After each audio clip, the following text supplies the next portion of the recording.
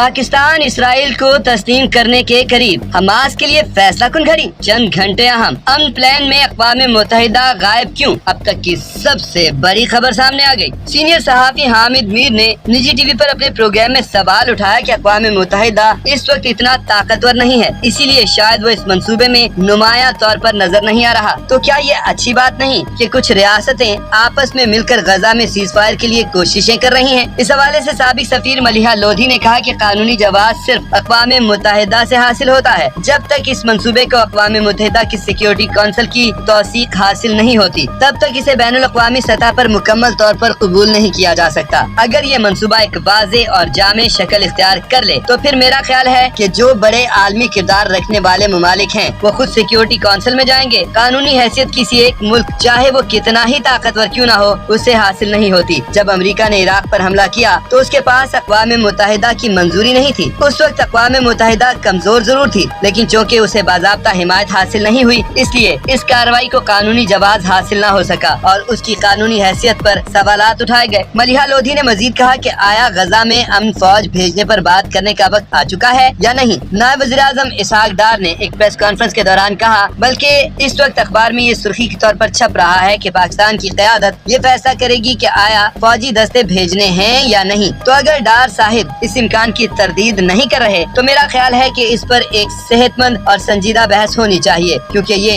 हर पाकिस्तानी का हक है। हामिद मीर ने सवाल उठाया कि क्या ये कहना दुरुस्त नहीं होगा कि नेतन्याहू काफी पीछे हट गया है। पहले वो ग्रेटर इसराइल की बात कर रहा था कि वो वेस्ट बैंक और गजा को अलहाक करेगा, मगर अब वो कहता है कि ठीक है, वो वहाँ से अपनी फौजें निकालने के लिए तैयार भी है। इस हवाले से मलिहा लोधी ने कहा कि अभी तक ऐसी कोई बात वाज़े तौर पर नहीं कही गई। नेतन्याहू ने सिर्फ इतना कहा है कि प्लान के ऐलान के बाद उनकी फोर्सेस गजा में बरकरार रहेंगी। उन्होंने अबरानी में एक पैगाम भी दिया है जो सोशल मीडिया पर गर्दिश कर रहा है कि हमारी फोर्सेस वापस नहीं जाएंगी। मेरा मतलब तो हमास को तबाह करना था और इस प्लान के तहत वो बिल्कुल तहस नहस हो जाएगा।